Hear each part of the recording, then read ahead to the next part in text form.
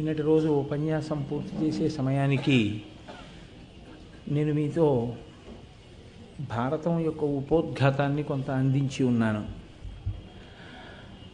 అది 4 వేదములకు తుల్యమని, పంచమ వేదంగా ప్రఖ్యాతి వహించిందని, మనుష్య జన్మ ఎత్తినటువంటి వారు ధర్మానుష్ఠానమును తెలిసి మనుష్య జన్మ యొక్క ప్రయోజనమును సిద్ధింప చేసుకోవాలి కనుక పంచమ వేదమైన భారతాన్ని చదువుకుంటే మనం ఆ ధర్మానుష్ఠానం ఎలా చెయ్యాలి అన్న విషయం మనకి అవగతం అవుతుందని నిన్నటి రోజున మనం ఆ విషయాన్ని ప్రస్తావన చేసుకుని ఉన్నాం.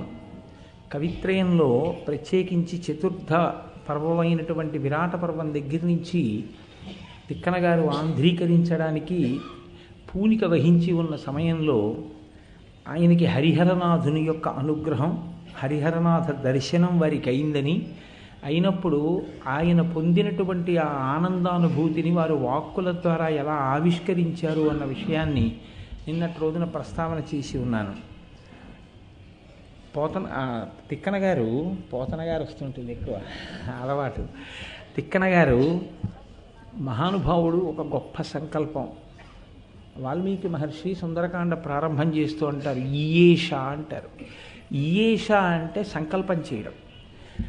సాధారణంగా మనుష్య జీవితం ఎలా ఉంటుందంటే, మనసు విచ్చలవిడిగా ఇంద్రియములను గుర్రములు విడిచిపెట్టినట్టు విడిచిపెట్టి ఎటువైపు లాగేసిందో అటువైపుకి ఏడ్వబడమే తప్ప, నేను ఈ ఉపాధిలో ఉన్నాను కాబట్టి నేను ఈ ఒక గొప్ప పని అన్నదాన్ని నేను ఎందుకు చెయ్యలేను, నేను చేసి తీరుతాను, నా వల్ల అవుతుంది అని త్రికరణ శుద్ధిగా, అంటే సంకల్పం చేయలేదు అనిపించుకోకుండా ఉండడానికి ఏదో సంకల్పం చేయడం కాదు, ఇది నేను చెయ్యాలి అని త్రికరణ శుద్ధిగా సంకల్పం చేసి, ఆ సంకల్పం నిజం కావడం కోసమని చెప్పి అహర్నిశలు శ్రమించగలిగి దానినే పరమ ప్రయోజనంగా స్వీకరించగలిగినటువంటి చిత్తశుద్ధి, అటువంటి ధృతి, అటువంటి పట్టుదల కలిగినటువంటి వాళ్ళు చాలా తక్కువ మంది ఉంటారు.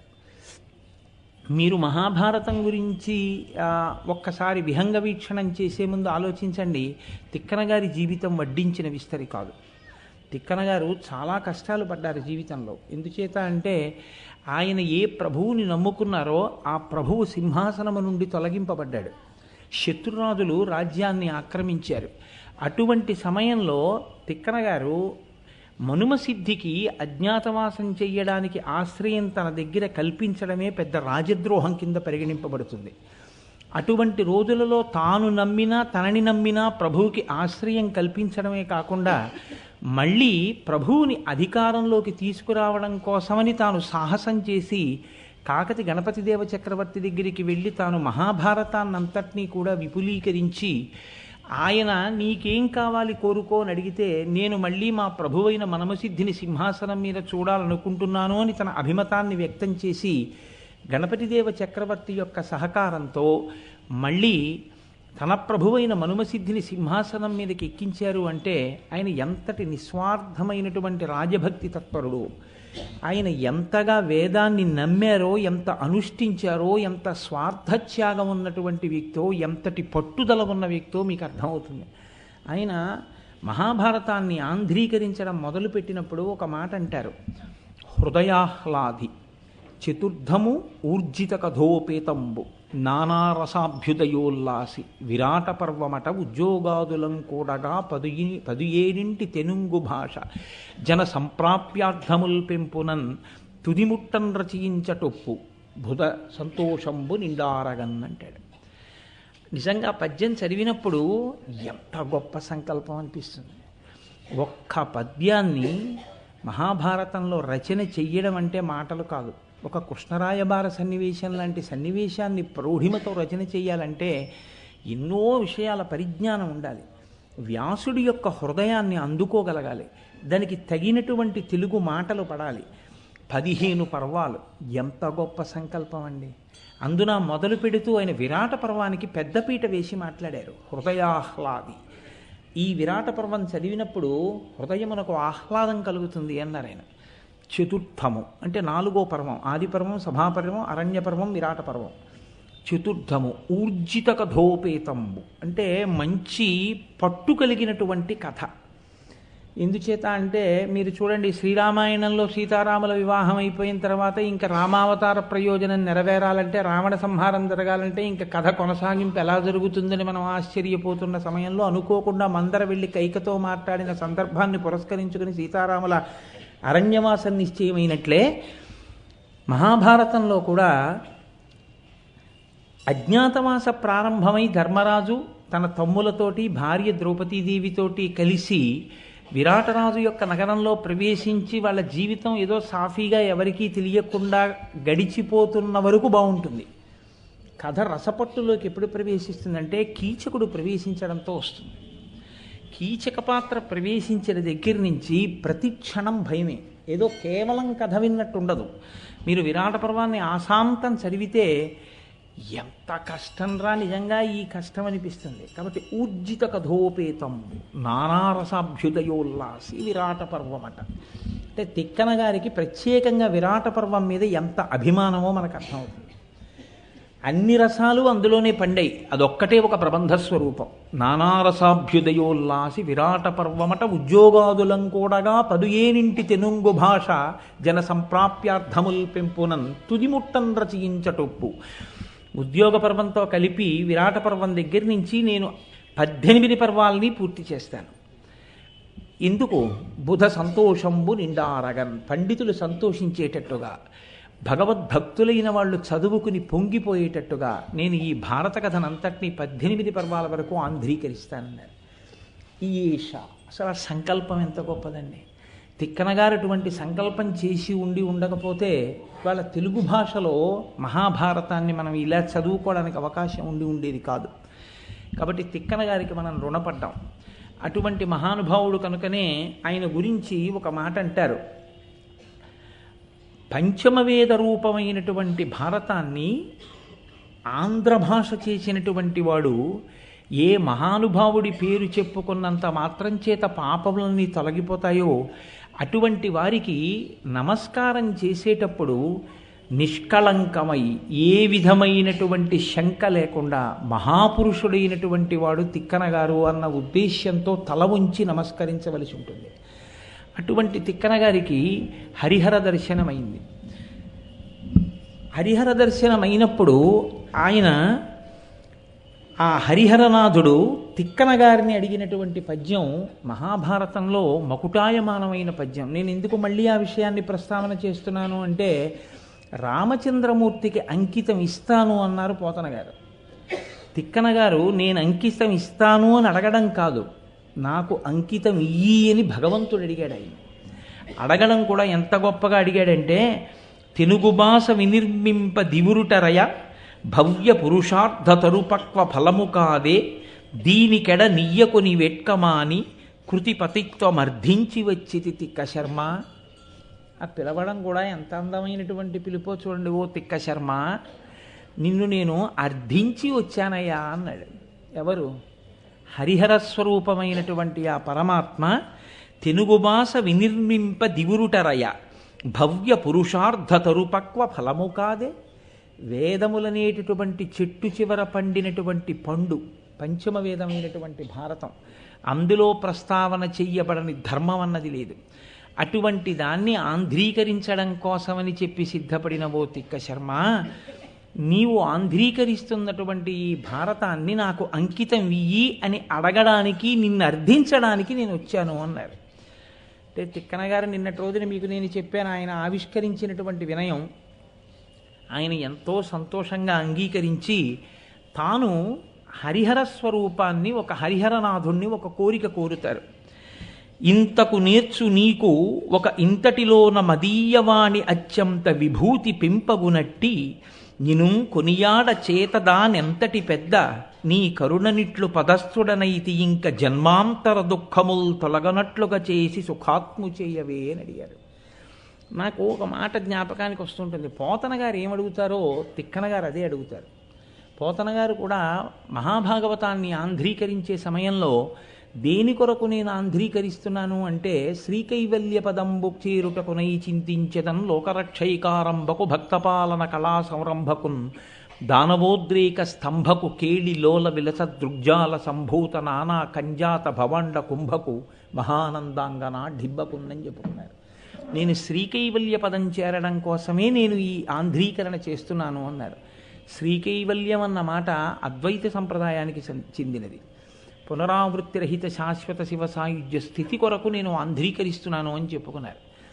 తిక్కన గారు కూడా ఆయనని అడిగినప్పుడు, ఆ హరిహరనాథుణ్ణి అడిగినప్పుడు ఆయన అడిగిన కోరిక కూడా ఇదే.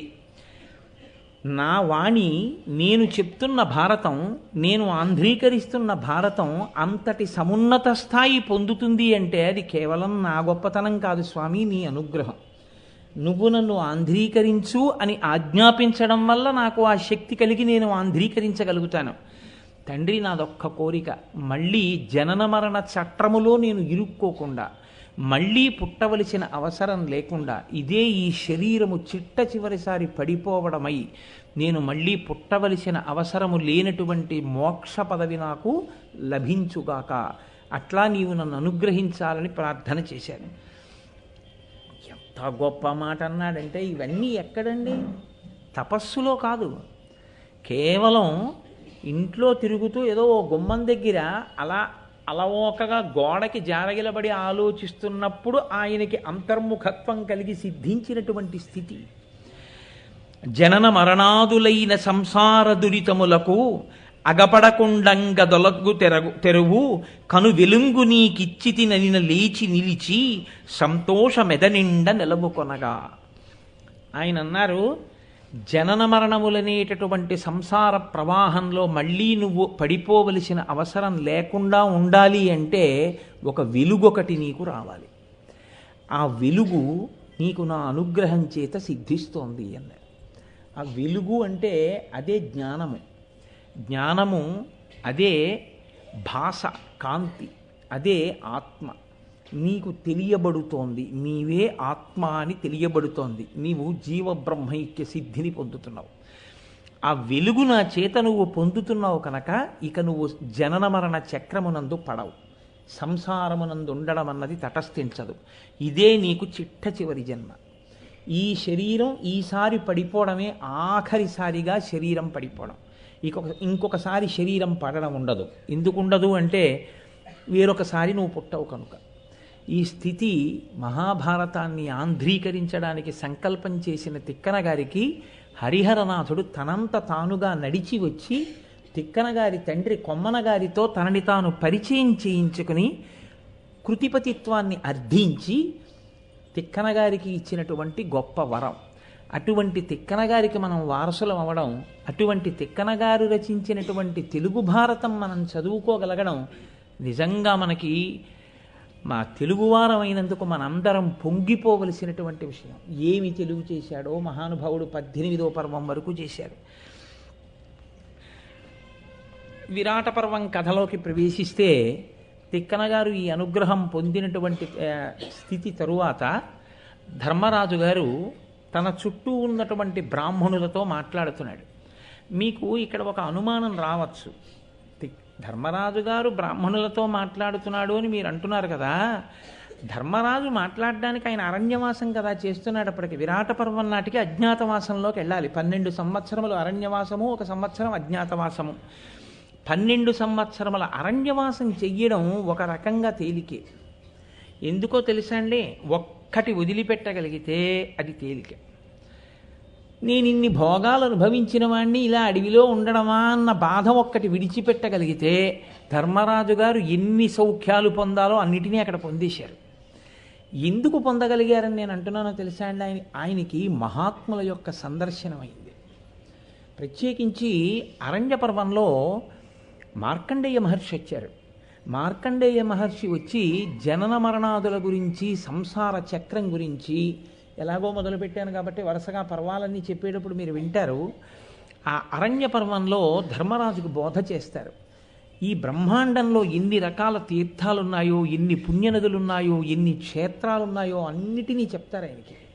అన్నిటినీ విన్నాడు ధర్మరాజు గారు. ఆయన అరణ్యవాసానికి వచ్చినప్పుడు ఆయన తమ్ముళ్ళైనటువంటి భీమ, అర్జున, నకుల, సహదేవులు, ద్రౌపది, కుంతీదేవి రాలేదు.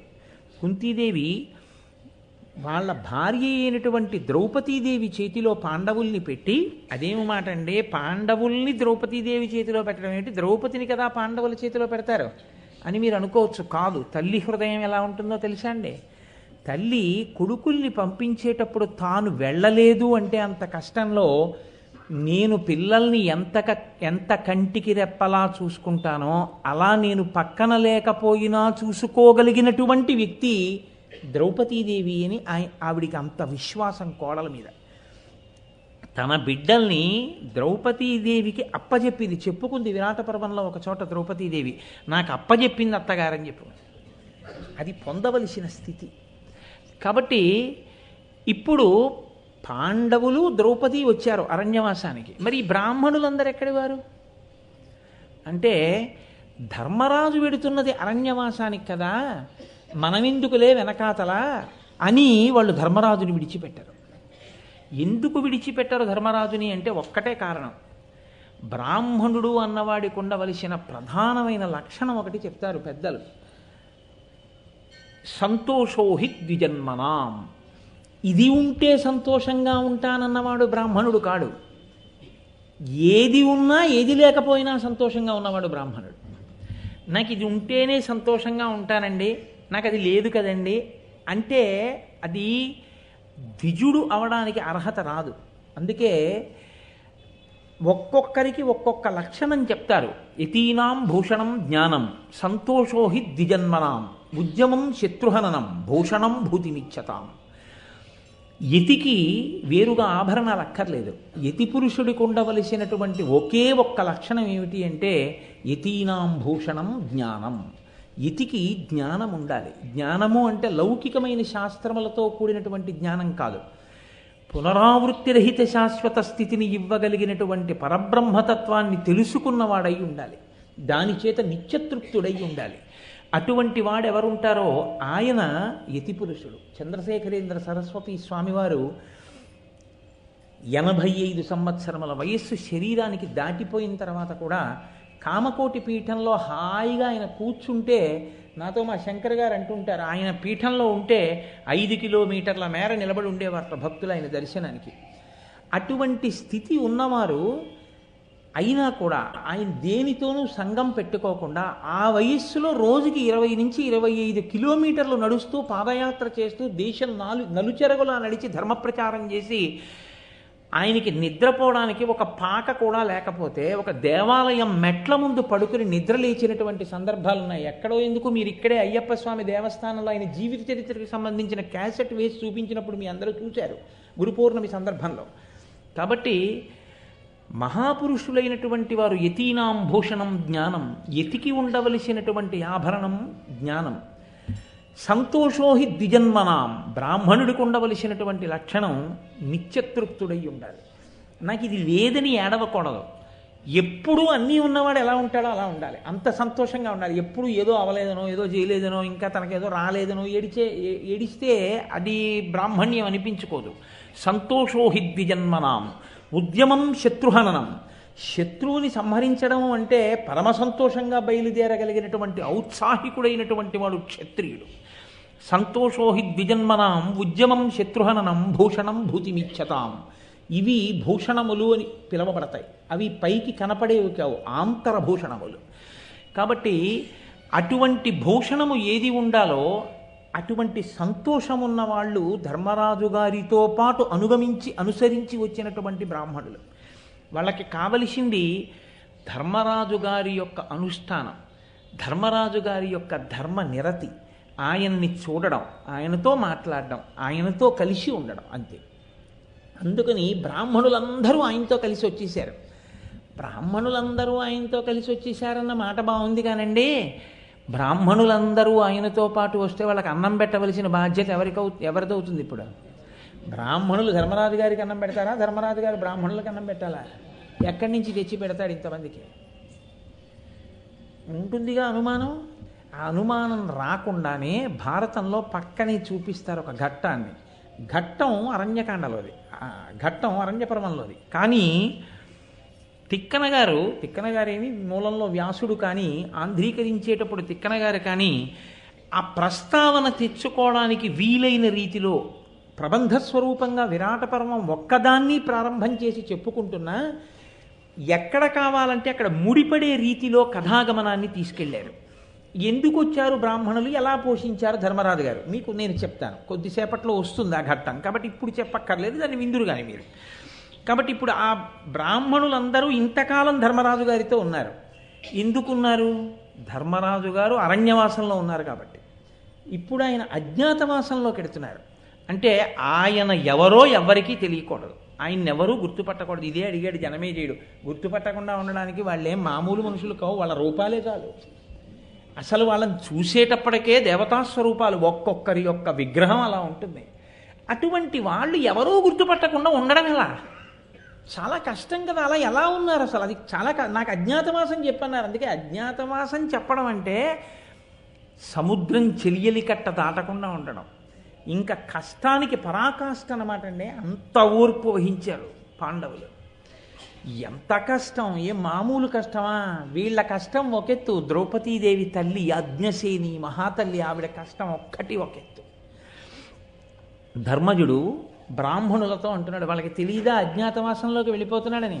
అయినా వాళ్ళు విడిచి ఉండలేరు, ధర్మరాజుతోటే వెళ్ళిపోతున్నారు. ఇప్పుడు తాను ఉన్నటువంటి ఆశ్రమాన్ని, తాను ఉన్న పర్ణశాలని విడిచిపెట్టేశాడు. విడిచిపెట్టేసి ఎక్కడికి వెడుతున్నాడో, ఏ రూపంతో ఉంటాడో, ఎలా ఉంటాడో ఎవ్వరికీ తెలియని రీతిలో తన తమ్ములతో భార్యతో కలిసి వెళ్ళిపోవాలి.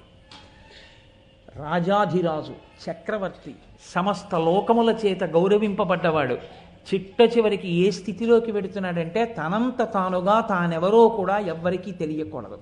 ఎంత కష్టమే రానివ్వండి, ఏడాది పాటు నేను ఇంతటి వాణ్ణయా, నన్ను ఇలాగా నా పట్ల ప్రవర్తించడం అన్న మాట నోటి వెంట రాకుండా ఓర్పు వహించాలి.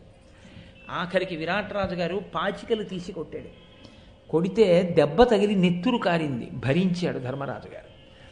ఎంత భరించాడో తెలుసా అండి? మీరు విరాటపురం ఎదర చూద్దురు కానీ ధర్మరాజు గారు అంటే ఎటువంటి వాడో, అర్జునుడిని లోపలికి రావద్దని చెప్పండి అన్నాడు. నెత్తురు చూస్తే చంపేస్తాడు విరాటరాజు. అది ఆయన ఓర్పు అంటే. అంతటి మహాత్ముడు ధర్మరాజు అంటే. అందుకే ఆయన పేరు చెప్తే వర్షాలు పడతాయి.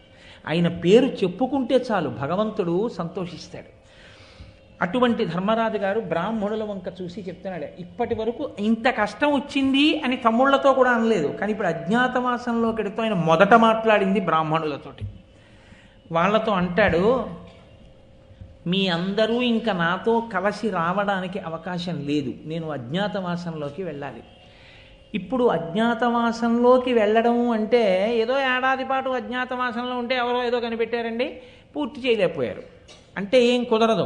అలా కానీ పూర్తి చేయలేకపోయారనుకోండి, మళ్ళీ 12 ఏళ్ళ అరణ్యవాసం, మళ్ళీ ఓ ఏడాది అజ్ఞాతవాసం చేయాలి.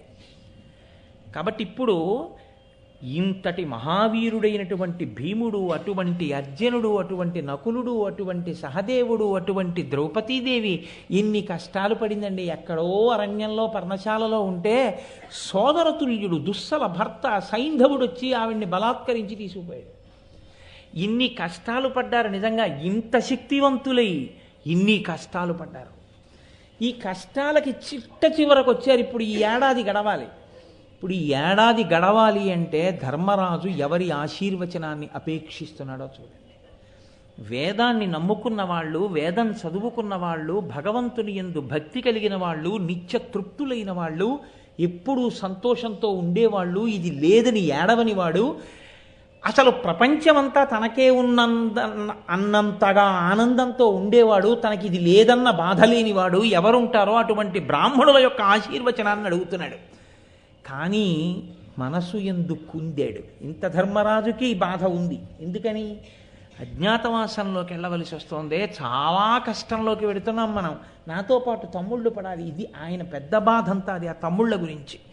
కాబట్టి ఆయన అన్నాడు, తెల్లంబుగాది మీకెల్ల సుయోధను చేసిన కుటిల విచేష్టితంబులు అకట మాతో మీరు అడవుల నిడుమల పొందితిరి, ఒక భంగిపోయే కాలము ఇది 13 నేడు, మాకజ్ఞాతవాసంబు సలుపంగవలయు ఇందు ధార్తరాష్ట్రులు సూతతనయ సౌబలులను చెరపనవేతురు చిన్న సన్న ఎరిగిరేని చాలా నెగ్గు వాటిల్లు అట్లగుట మమ్ము ఇంక అతి రహస్య వృత్తిమై నిరస్త విఘ్నలరై చెరింపుడని అనుగ్రహింపవలయు అని అడిగాడు. ఇంతకాలం మీరు మాతో వచ్చారు, ఒక ఒక కాలం ఒకలా వెళ్ళిపోయింది కాలం.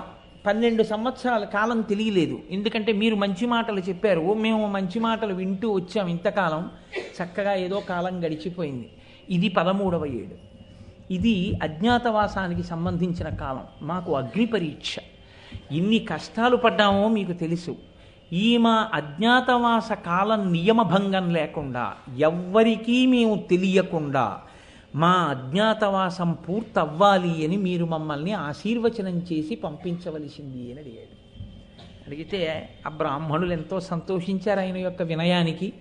సంతోషించి తప్పకుండా వెళ్ళిరండి అని అన్నారు. అన్న తర్వాత ధర్మరాజు గారు ఒక మాట అన్నారు బ్రాహ్మణులతోటి. ఇన్ని కష్టాలు పడుతున్నామే, లోకంలో అసలు మా అంత కష్టాలు పడ్డవాళ్ళు ఎవరైనా ఉన్నారా? ఇంతంత పరాక్రమాలుండి, ఇంతంత శక్తి ఉండి ఏ నేరం చేశామని మాకు ఈ కష్టం?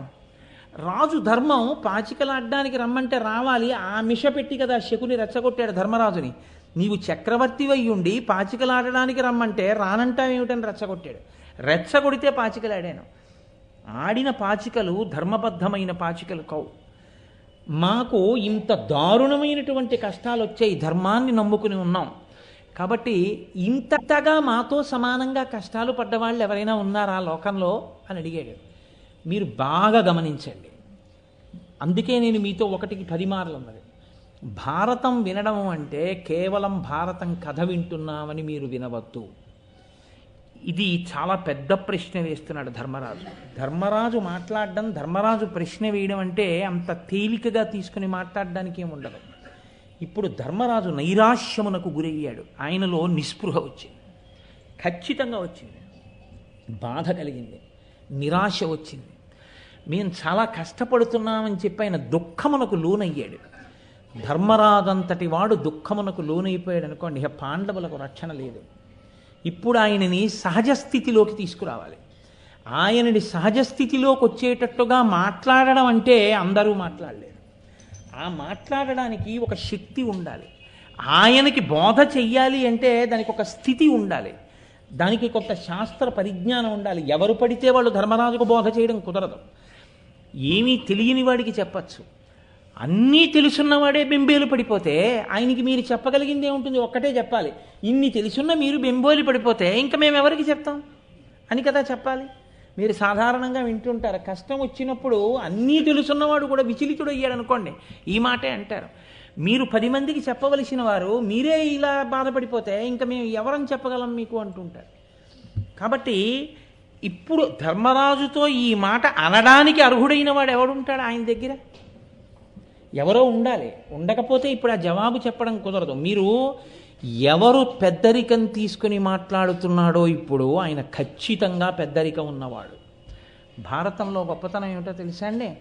ఇటువంటి సందర్భాన్ని బట్టి ఆ సందర్భంలో మాట్లాడే మాటలు అంటే మీరు ఎర్రసిరాతో దాన్ని జాగ్రత్తగా రాసుకుని మనఫలకం మీద రాసుకుని జ్ఞాపకం పెట్టుకోవాలి. ఎందుకంటే ఈ మాటలు మిమ్మల్ని దిద్దుతాయి, మీ జీవితాన్ని దిద్దుతాయి, మిమ్మల్ని ధర్మపథంలో నడిపిస్తాయి.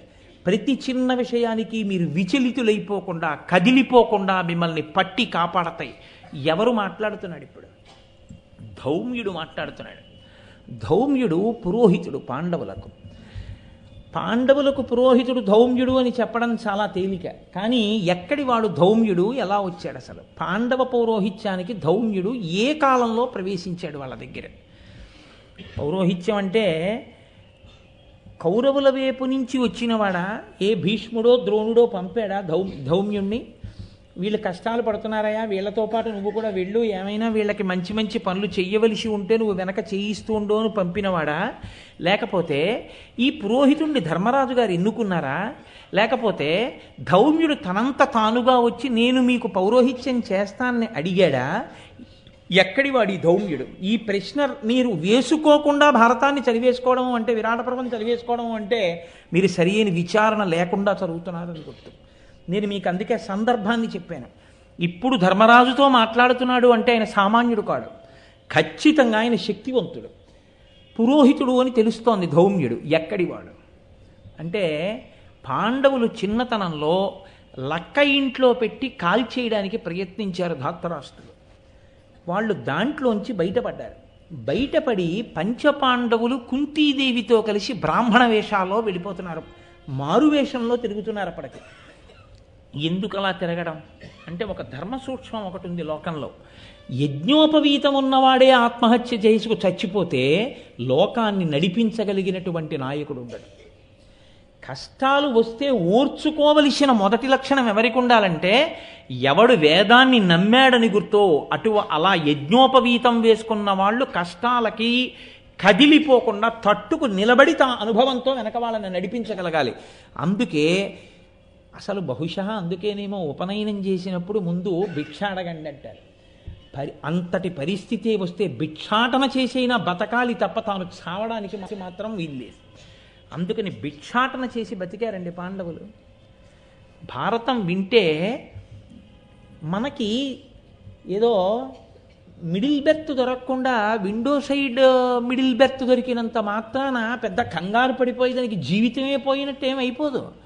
ఏ పాటి కష్టం ఇది అని మీరు వెంటనే ఓ ప్రశ్న వేసుకుని మీరు చాలా హాయిగా గడిపేసి వెళ్ళిపోగలరు. అది చాలదా మీరు ఆరోగ్యంగా ఉండడానికి, మీ చుట్టూ ఉన్న ఆరోగ్యంగా ఉండడానికి?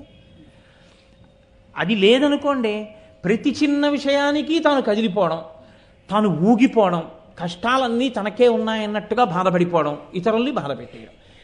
జరిగినంతకాలం నా అంత వాడు లేడు, నా వల్ల ఇవన్నీ జరిగాయి అనడం. ఈ వెర్రి పోవాలంటే భారతం చదువుకోవాలి, రామాయణం చదువుకోవాలి. అప్పుడు పాండవులు బ్రాహ్మణ వేషంలో తిరుగుతున్నారు లోకంలో. ఒకనాటి రాత్రి గంగానది ఒడ్డుకి కుంతీదేవితో కలిసి పాండవులు 5 అర్ధరాత్రి వేళ నడిచి వెడుతున్నారు. ఆ అర్ధరాత్రి సమయంలో అంగారపర్ణుడు అని, ఇది విరాట పర్వంలోని కాదు, నేను మీకు ఈ ధౌమ్యుని వృత్తాంతాన్ని ఆది పర్వంలోంచి తీసుకొచ్చి చెప్తున్నాను. అంగారపర్ణుడు అనబడేటటువంటి ఒక గంధర్వుడు రాత్రి వేళ తన భార్యతో కలిసి కామసుఖాన్ని అనుభవించడం కోసమని ఆ గంగానది ఒడ్డుకు వచ్చి రతిక్రీడలలో మునిగి ఉన్నాడు. ఆయన వీళ్ళ అడుగుల చప్పుడు విన్నాడు. విని ఈ గంగా తీరంలో ఉన్నటువంటి ఈ ప్రాంతం అంతా నా ఆటపట్టు, ఇక్కడ కేవలం నేనే నా భార్యతో వినోదం కోసం వస్తాను. ఒక నియమం ఒకటి ఉంది, అసుర సంధ్య వేళకి ప్రాతఃసంధ్యకి ముందు ఉన్నటువంటి కాలంలో మనుష్యులు భూమి మీద నడవకూడదు. ఎందుచేత అంటే ఆ సమయం విషజంతువులకు, భూతములకు, ఉగ్రమైనటువంటి ప్రాణులకు, గంధర్వులకు, దేవతలకు మాత్రమే కేటాయింపబడినటువంటి సమయం. కాబట్టి ఆ సాయంకాలం ఎప్పుడైతే సంధ్యావందనం చేసుకునే సమయం దాటిందో ఇంకా ఉగ్రమైన భూతములన్నీ కూడా పైకొస్తాయి. అందుకే కదండి నేను ఓ డాక్టర్ గారు నాతో అంటే, నేను ఏదో పాము కరిచినటువంటి సందర్భం గురించి ఎప్పుడో సందర్భం వస్తే నాతో డాక్టర్ గారు అన్నారు, తెల్లవారుజామున పాము కరిస్తే బతుకుతారు కోటేశ్వరారు, చీకటి పడుతుండగా పాము కరిస్తే బతకడం కష్టం అండి అన్నారు ఆయన. అంటే ఏమండి అలా ఎందుకు తేడా అని అడిగాను నేను. అడిగితే అది పగలంతా ఆకలితో ఉండి చీకటి పడే వేళటికే పైకి వస్తుంది ఆహారం తినడానికి, పగలు ఎలకలు తిరుగుతున్నది రాదండి, చీకటి పడ్డాకే వస్తుంది, అసుర సంధ్య వేళ దాటుతుండగా వస్తుంది. తన ఆహారం పట్టుకోవడం కోసమని తిత్తుల నిండా విషం పెట్టుకొని వస్తుంది, ఆకలితో ఉంటుంది, తను తిరగవలసిన సమయం. అప్పుడు మనం వెడితే అది కరిస్తే విషపు తిత్తులలో ఉన్న విషం అంతా మనకెక్కుతుంది. కాబట్టి అసుర సంధ్య వేళలో బయటికి వెళ్ళకండి అని పురుగు పుట్ట తిరిగే వేళ బయటికి వెళ్ళకండి అనేవారు చిన్నతనంలో. కారణం ఏమిటంటే అక్కడ చెప్తాడు మహానుభావుడు, ఆదిపర్వంలో చెప్పాడు గంధర్వుడు. అంగారపర్ణుడు అంటాడు, ఇది కేవలము అర్ధరాత్రి సమయం, ఈ సమయంలో మనుష్యులు తిరగకూడదు, కాబట్టి మీరు అలివి మీరి వచ్చారు, మీరు రాకూడని సమయంలో వచ్చారు, ఇప్పుడు నేను నా భార్యతో ఇక్కడ వినోదం అనుభవిస్తున్నాను, మీరు ఎందుకు వచ్చారు కాబట్టి మిమ్మల్ని నేను నిగ్రహిస్తున్నాను, మీకు ఈ పాటి తెలియదా ఎంత ధైర్యం చేసి వచ్చారు, కాబట్టి ఇక మిమ్మల్ని నేను నడవడానికి అవకాశం ఇవ్వను అని బాణములు తీసుకుని ప్రయోగించాడు. ప్రయోగిస్తే అర్జునుడు చూసి అన్నాడు, ఈ పాటి బాణములకు బెదిరిపోయే వాళ్ళమని అనుకోకు, ఉత్తర క్షణంలో నీ బాణములనన్నిటినీ నిగ్రహించి నిన్ను చాప చుట్టి పడగొట్టినట్టు పడగొడతానేమనుకున్నావో అని కొరివితో, చేతితో పట్టుకున్నటువంటి కొరివితో అంగారపర్ణుడు వేసిన బాణాలన్నింటినీ కూడా చిందరవందర చేసి తన ధనస్సులో బాణములను సంధించి విడిచిపెట్టి అంగారపర్ణుడిని కొట్టాడు. కొడితే ఆ అంగారపర్ణుడి కింద పడిపోయాడు. పడిపోతే ఆయన్ని తీసుకొచ్చారు ఈడ్చి. ధర్మరాజు గారు కూర్చుని ఉన్నారు. పాండవులది మీరు భారతం కొంచెం జాగ్రత్తగా చదివితే అదో గమ్మత్తు. వాళ్ళు ధర్మరాజుతో విభేదించరు అని మీరు అనుకుంటే తప్పు. ధర్మరాజుతో విభేదించకపోవడం అన్నది ఎప్పుడు ఉంటుందంటే ధర్మరాజుతో సమానమైనటువంటి